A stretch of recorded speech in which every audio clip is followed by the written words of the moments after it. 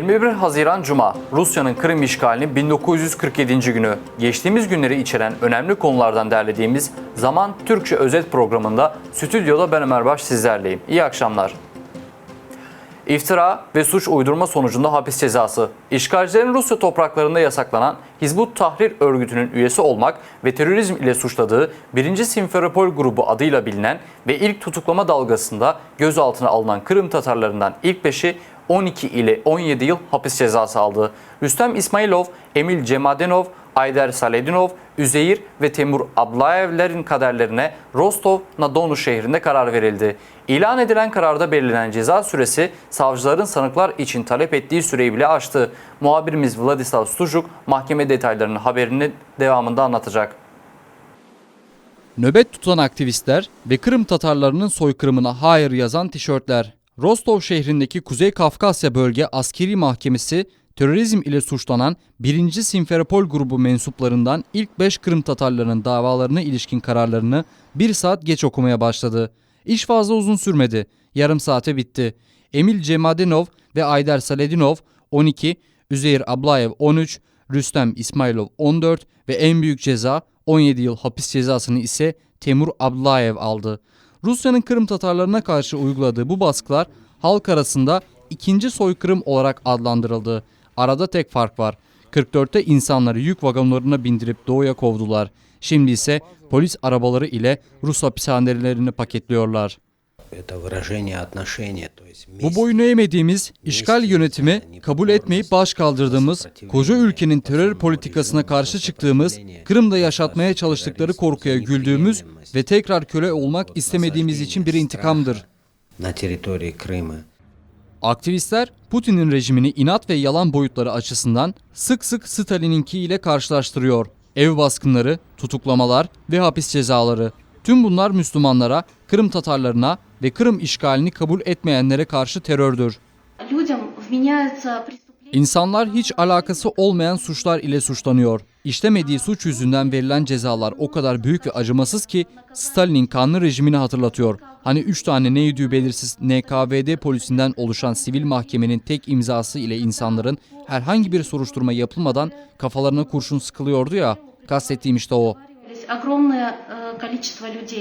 Geçtiğimiz pazartesi günü karar okunmadan önce siyasi mahkumlara son söz hakkı verildi. İşin neyle biteceği, Kırım Tatarlarının senelerce hapislerde çürümeye terk edileceği en baştan belliydi. Mahkumlardan her biri de dibinde işin sonunu tahmin ediyordu ve Rus mahkemelerinin buna benzer karar vereceği de biliyordu. Kırım Tatarlarının terörizm ile suçlanmasını, çirkin kafasını yeni yeni kaldırmaya başlayan Kırım Tatar soykırımının ikinci dalgası olarak değerlendiriyorlar. Tüm yaptıkları kendi topraklarında barış içinde yaşamak isteyen insanlara karşı zulüm ve baskıdan başka bir şey değildir. Onurumuzu, gururumuzu, dinimizi, hatta hayatımızı mahvetmeye çalışıyorlar. Kanlı olmayacak fakat bir sürü insanın hayatını mahvedecek savaş ilan edildi. Fakat bu savaş elinde silah olmayan masum insanlara açıldı. Bomba saldırısı mı? Şaka mı? Aklınızdan bile böyle bir şey geçmedi. Savcı devlet bunu çok iyi bilir. Ancak hepsi bunlar düşünce tarzımız, farklı olmamız, dini inançlarımız ve direncimiz yüzündendir. Kremlin'in siyasi mahkumlarının avukatları Rusya'nın adil bir karar vereceğini imkansıza yakın olarak nitelendiriyor. Avukatların tek ümidi kaldı. O da Avrupa İnsan Hakları Mahkemesi. En yakın zamanda oraya başvurmayı planlıyorlar. Rusya Yüksek Mahkemesi'ne başvuracağız. Davalarda herhangi bir ilerleme olmazsa sonraki adımımız Avrupa İnsan Hakları Mahkemesi olacaktır. Dosya materyallerini başka uluslararası makamlara da ibraz edeceğiz. 2016 yılının Ekim ayında işgalciler Rüstem İsmailov, Emil Cemadenov, Ayder Saledinov, Üzeyir ve Temur Ablayevlerin evlerine baskın yaptı. Ve bugün ardından hemen hemen 3 sene geçtikten sonra kaderlerini belirleyen mahkeme kararları ilan edildi. Tüm 5 mahkuma toplam 68 yıl hapis cezası verildi. Bu insanlar direnerek ve ayakta dik durarak kana susamış Rus rejiminden daha güçlü olduğunu kanıtladı. İşgalcilerin kararlarına rağmen mahkumlar kendi halkına ve vatanına olan sevgiyi kalplerinde taşımaya devam ediyorlar. Vladislav Stujuk, Victoria Boyko, Hasan Eminov, Zaman, ATR. İşgal edilen Kırım'da yeni baskın dalgası. Çarşamba günü Belogorsk ilçesinde yaşayan Kırım Tatarlarının evleri basıldı. Kırım dayanışması polislerin sabah Aksey Cancakov'a ait eve baskın düzenlediklerini söyledi. Ancak ev sahibini Kırım dışında olduğundan şu an evinde Alim İsmailov kaldığı için bulamayınca Aksey Cancakov'un annesinin ve 83 yaşındaki büyük annesinin evine geçip orada arama yaptılar. Kırım Özel Cumhuriyeti Savcılığı söz konusu yasa dışı ev araması sırasındaki konut dokunulmazlığının ihlali hakkında adli işlem başlattı. Bakü'ye iş seyahatine giden Kırım Tatar Milli Meclisi Başkanı Refat Çubarov, Ukrayna Cumhurbaşkanı Volodymyr Zelenski, Rus işgalcilerin Kırım Tatarlarına zulmettiği ve sürekli baskı yaptığı için derhal Birleşmiş Milletler Güvenlik Konseyi'ni toplantıya çağırmalı dedi. Azerbaycan'ın başkentinde Avrupa Konseyi Parlamenter Meclisi'nin Karadeniz Ekonomik İşbirliği Teşkilatı'nın faaliyetine ilişkin toplantı düzenlendi. Söz konusu toplantı önümüzdeki 2 gün boyunca devam edecek. Refat Çubarov, sözde terör faaliyetleri nedeniyle 1. Simferopol grubunun adına açılan dosyalara ilişkin olarak söz konusu grubun 5 üyesi için dün ilan edilen mahkeme kararlarının ve çarşamba günü Belogorsk ilçesinde gerçekleştirilen ev baskınlarının işgalciler tarafından yapılan Kırım Tatar avı olduğunu söyledi. Kırım Tatarlarının ve Rus işgali altında yaşayan Ukrayna vatandaşlarının güvenliğine ilişkin sorunların Birleşmiş Milletler Güvenlik Konseyi toplantısına gündemine eklenip tartışılması gerektiğini de ekledi. Kırım'da yaşanan bu olayları artık Kırım Tatar avı olarak kabul etmemiz gerekiyor. Rus işgalcilerin amacı Yarımada'yı Kırım Tatarlarından temizlemektir. Dün mahkemede ilan edilen ceza süreleri mesela. Bu yüzden derhal ve hızlı bir şekilde Birleşmiş Milletler Güvenlik Konseyi toplantısını çağırıp Kırım Tatar halkının güvenliğini nasıl garanti edebileceğimizi konuşmalıyız. Refat Çubarov, Rusya'nın Avrupa Konseyi Parlamenter Meclisi'ne geri dönebileceğinin, tüm dünyanın Kremlin'in gerçekleştirdiği Kırım işgalini, Ukrayna'nın Donbas bölgesinde 5. sene devam eden savaşı ve Kırım Tatarlarına karşı yapılan baskıyı unutup affettiği anlamına geleceğini söyledi. Avrupa Konseyi Parlamenter Meclisi tarafından yapılması planlanan bu utanç verici girişimi durduramazsak, bizim bu konuda nasıl bir tedbir alabileceğimizi şimdiden düşünmeye başlamamız lazım. Rusya'nın Avrupa Konseyi Parlamenter Meclisi'ne geri dönmesi, işlemiş olduğu ve ileride işleyeceği tüm suçların Kırım Tatarlarına yaptığı baskı da dahil olmak üzere cezasız kalacağı anlamına gelecektir. Uluslararası Ortak Soruşturma Ekibi, Hollanda'nın Lahey şehrinde düzenlenen briefingde 2014 yılının Temmuz ayında Ukrayna'nın Donbas bölgesinde düşürülen MH-17 uçağına yönelik soruşturmada 4 kişiyi şüpheli olarak belirlediğini açıkladı. Onlardan 3'ü Rus, biri ise Ukraynalı. Vakaya ilişkin mahkeme duruşmaları 2020'de başlayacak. Bu kişiler kim ve müfettişlerin paylaştığı soruşturmanın başka detayları nelerdir? Buyurun haberimizin devamında izleyelim. 2014 yılının Temmuz ayı, 298 yolcuyu ve uçuş ekibini taşıyan uçak Amsterdam'dan Kuala Lumpur'a gidiyor. Donbas bölgesinde uçak düşürülüyor.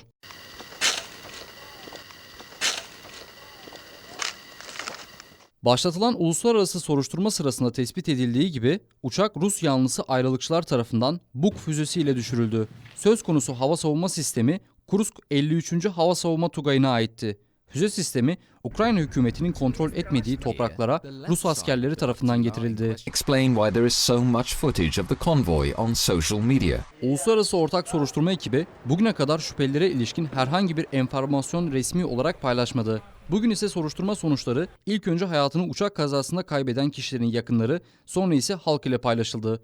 Yolcu uçağını düşürmekten şüphelenen kişiler arasında 3 Rus'un adı söylendi.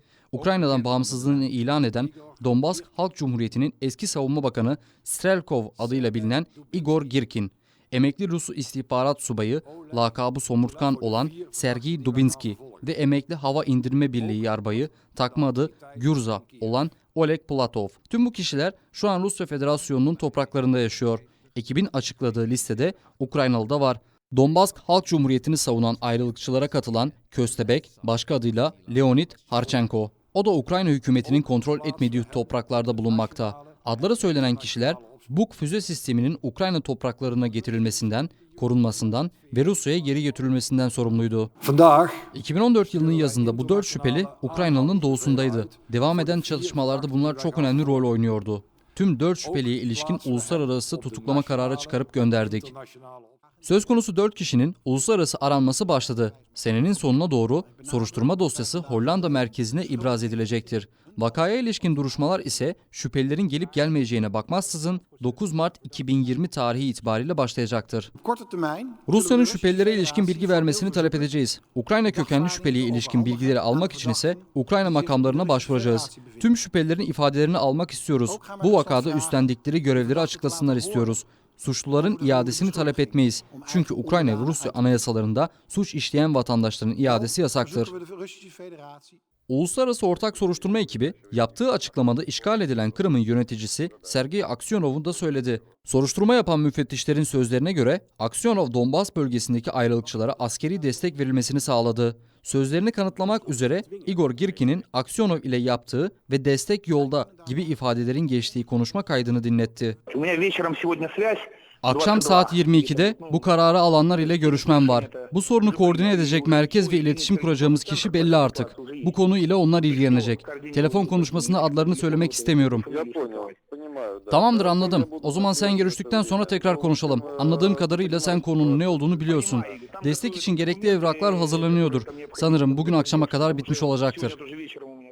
Bu davayı Ukrayna savcılığı ile birlikte yürüten Ukrayna Güvenlik Servisi, Hollanda gibi söz konusu 4 kişinin suç işlediğinden şüphelenildiğini bildirdi. Şüpheliler listesine yeni isimler de eklenebilir.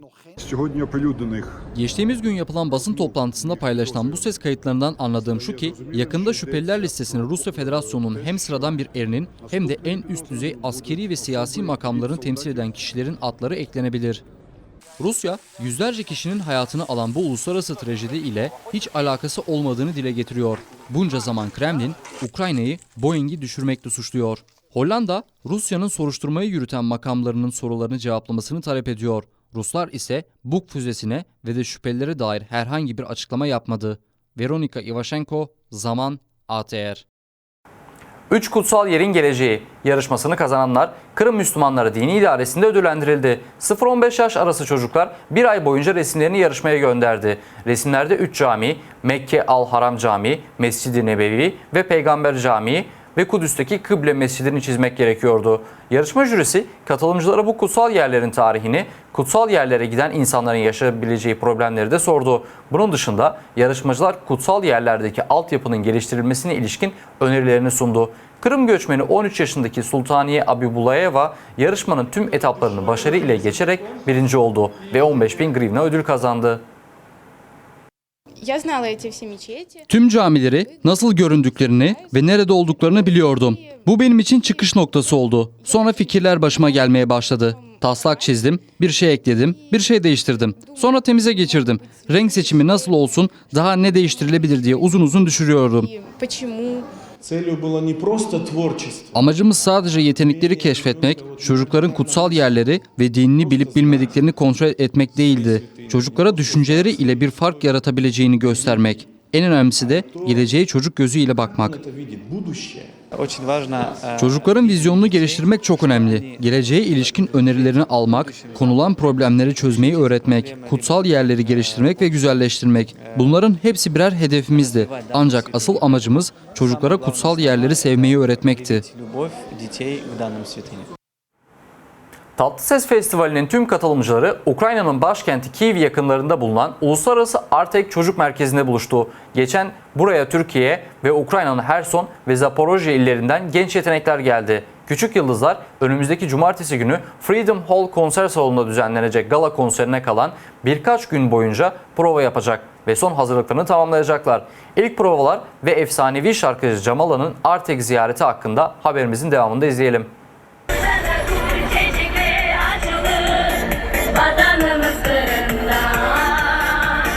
Dostça kucaklaşmalar, bayraklar ve Kırım Tatar Tatlıses Çocuk Festivali'nin marş sesleri. Kiev yakınlarında bulunan Uluslararası Artek Çocuk Merkezi'ne gelen misafirler böyle karşılanıyor. Bu çocuklar Litvanya'nın ve işgal edilen Kırım'ın en yetenekli şarkıcıları ve dansçıları. Küçük Yıldızlar sayıca çok eleme aşamalarını başarıyla geçti. Uzun uzun hazırlıkları ve provaları yaptı. 17 saatlik yolculuğu arkada bıraktılar. Tüm bunların tek bir amacı var. O da Uluslararası Tatlıses Çocuk Festivali'nin finalinde kendi yeteneklerini tüm dünyaya göstermek. Погрузиться в нашу крымско-татарскую среду. Kırım Tatarların olduğu ortama girmek, onlar ile kaynaşmak ve onlar ile en güzel anıları paylaşmak için belirlenen tarihten birkaç gün önce geldik. Мастер-классы от наших известных исполнителей. Мы приехали с ансамблем Efsane. Efsane ekibiyle kendi kültürümüzü yakından görmek, yeni insanlar ile tanışmak için geldik. Свою прекрасную культуру. Kırım, Litvanya, Novalesiyevka ve Türkiye'den gelen küçük Kırım Tatarlarını birbiriyle tanıştırmak ve Kırım Tatar kültürünün ne kadar rengarenk ve zengin olduğunu göstermek. Bunlar Tatlıses organizatörlerinin için bir ilham kaynağı ve aynı zamanda bu kadar görkemli final düzenleme nedeni olmuştur. В этом году нашей целью было Bu sene tüm çocukları birleştirmeyi, bir araya getirmeyi amaçladık. Çocuklar birbiriyle tanışsın, yeni tecrübe kazansın istiyoruz. Это наша самая главная цель. Haytarma oynandı ve egzersiz yapıldı. Artek Merkezi'nin özel misafirleri olan yetenekli küçük Kırım Tatarları Perşembe günü sabahını unutamayacak bir şekilde geçirdi. Önümüzdeki cumartesi günü ise bu çocuklar başkentteki Freedom Hall konser salonunda düzenlenecek olan gala konserinde yeteneklerini gösterecekler.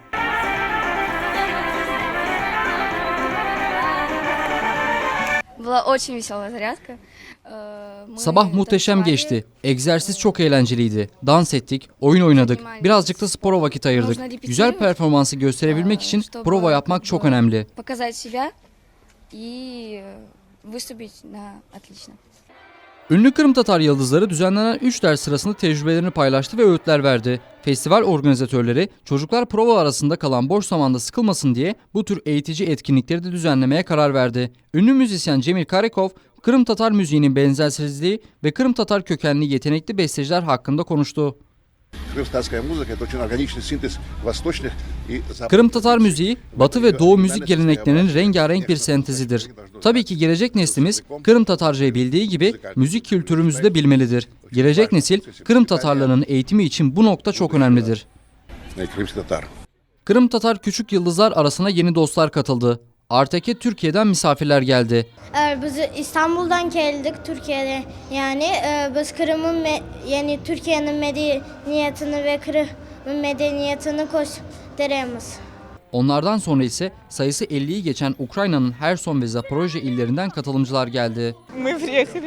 Beklentilerimiz çok büyük. Festivalin son aşamasına geçebilmek için çok çalıştık. Çok uzun ve zor yol kat ettik. Buna rağmen herkes çok mutlu. Çünkü buradaki ortam, nasıl diyeyim, hava çok misafirperver. Tüm çabalarımız boşa çıkmadı. Burada olmaktan çok mutluyuz. Finali dört gözle bekliyoruz. Şu an son provalar yapılıyor. Festivalin finaline geçenler çalgıları çaldı, Kırım Tatar şarkılarını söyledi ve tabii ki oyunlar oynadı. Prova bitince salondan hiç kimse ayrılmadı. Çocuklar 2016 yılında Eurovision şarkı yarışmasında birincilik kazanan efsanevi Jamala'nın gelmesini bekliyor. Потому что